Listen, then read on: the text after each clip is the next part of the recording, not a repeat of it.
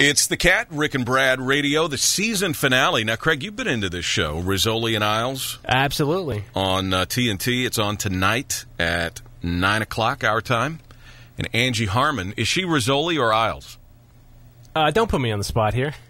Wow, really? Angie? Yes. How are you? Oh, my God. Did you just get up? Yes. Wow. You got a deep voice to begin with? Yowza. Well, it's pretty early here. I thought you lived in Dallas. I did. And so are you still living in Dallas, or did you move to L.A. to start doing this show? No. We're in L.A. What happened? What, they run you out of Dallas? Did they not like having a giant living there? No, I have to work. Come on, Jason's got all that NFL money. Yeah, but I want to work. Oh, okay. I thought you didn't. I thought you didn't you when you first got married and started having kids? Didn't you say you wanted to be a stay-at-home mom? I guess you did for a long time. Are the kids in school now? Yes, they are. How is that? You got that empty nest thing, and you had to go back to work, right? No. I actually am pretty fortunate. I work during their spring breaks. During their spring break and then all the way through summer. So they get to, spend the time with me, and then when we go back to fall and all of that, Daddy goes to work, and I get to stay home. What is he doing now? He's doing the Army-Navy games. Why is he not... he is a guy, I always thought he would be the next Terry Bradshaw. I thought that Jason's got the look, and he seems to have the personality. Obviously, he snagged you. He seems to have the personality that I thought he was really going to be a lot more visible. And maybe he doesn't want to. Maybe he's kind of like you. He wants to work and just do what he does. Why did he get offered network type jobs and decide to go with this one? He is a very hands-on daddy, and he's got 3 little girls. Our oldest is 6. So he's not ready to just, pick up and be gone from Wednesday till Sunday for 18 weeks.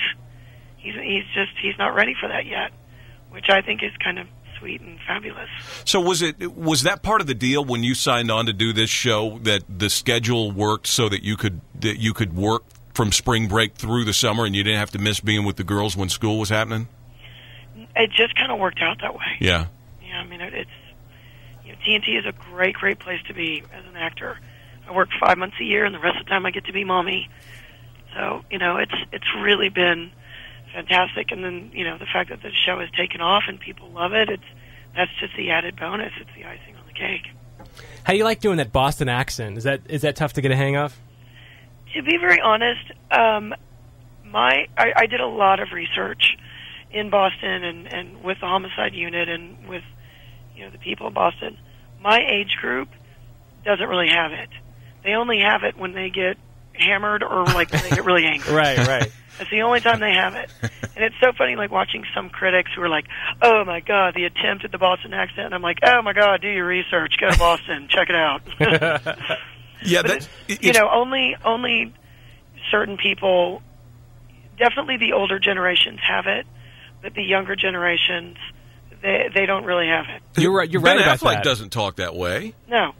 And especially watching The Real World, they have several kids from Boston on The Real World, and that wicked accent only comes out, like you said, when they're drunk and when they're fighting. Yeah, that's it. It's the only time it comes out. And that's fine with me. I love to do that accent. It is super fun, and it is a great, great time. But in order to be accurate for the character, I couldn't do it the whole time. We're talking to Angie Harmon. The season finale of Rizzoli and Isles is on tonight at 9 o'clock on TNT. Where do you hear that criticism? Do you actually read the criticisms, the critics' reviews? Do you go online? How do you hear about, so-and-so was ripping you for your accent? Every now and then it'll pop up, and Jason's taught me, don't read the stuff that people say about the show, because you could have, in fan mail, you could have 100 letters, 99 of them tell you how much they love you and how much they love the show and blah, blah, blah. One person's like, "You're a jerk, I can't stand you." That's the one you remember. Right. Right. That to me, we get it on a very limited level. I can't imagine being on that scale, especially like an athlete like Jason, where he could make 1,000 great plays, and if he blows one, that's what somebody's going to be ripping him about. Hey, remember especially in New York? Right, exactly. You and know. so that to me would be the toughest part of what you do, and I would have to just completely isolate myself from it. I mean, I think they do. You always want to be, as an actor especially, I mean, you always want to be appreciated, and athletes as well. Even as different as the fields are, you still are in front of an audience, and you always want to be appreciated. You always want people to know that you're doing it with your heart and your soul, and you want them to like what you're putting out there. So, luckily enough for us, a lot of our critics have really enjoyed what we're doing, and even, I'm not sure about the Boston accent, but, they keep going with all the positives. Right. So we've been pretty blessed and pretty lucky. How was working with Chaz Palminteri? Come on, he's a much. He's the best. I love him. A Bronx Tale is one of my all-time favorite movies. That's such a... he wrote it. Yeah, it was a play, right? Didn't he do it as a play, and then De Niro made the movie? Yes. Everybody talks about Goodfellas and The Godfather, and I love those movies. But boy, that Bronx Tale is such a hidden gem. There's so many things in that movie that I use in my everyday life. It's so wonderful. When he tells that kid, when the kid's chasing the other guy down the street for his $20 or whatever, he goes, "Hey, you got him out of his life for $20. What do you want?"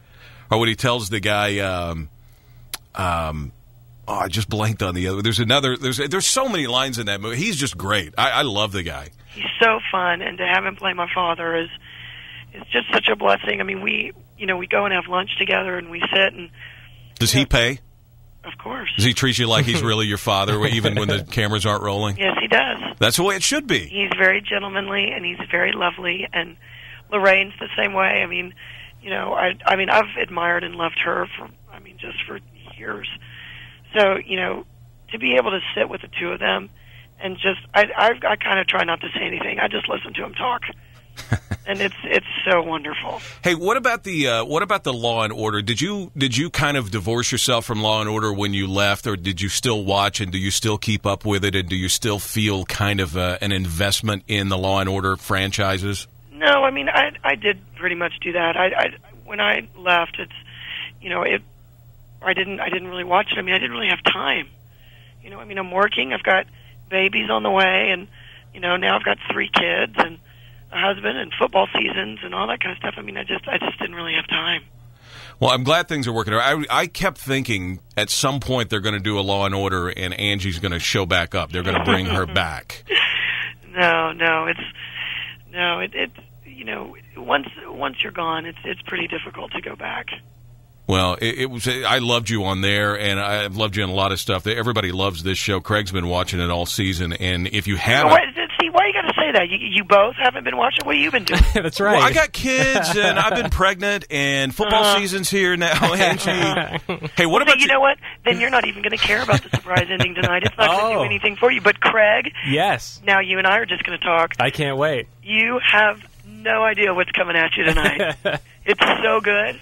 So I'm just going to give you a little hint. You have no idea who's going to make it tonight. Oh, really? That's exciting. Enough about that. No, nothing from you. Enough about that. What about your Cowboys last night? What happened there? Who cares? What are you talking about? Nothing from you. We're talking about the season finale. It's going to be amazing. Not for you, since you're not invested. But it's literally, you will not. It's one of the best episodes I've ever shot in my entire career. It's there you go. The best. Well, it's nice talking to you, even though you got mad at me. Yeah, well, watch the show. Tune in tonight at 9. It's the season finale of Rizzoli and Isles on TNT. The great Angie Harmon. Thanks, Angie. Thank you so much, y'all. Take care. You too. Pride Radio. Rock 100.5. The Cat.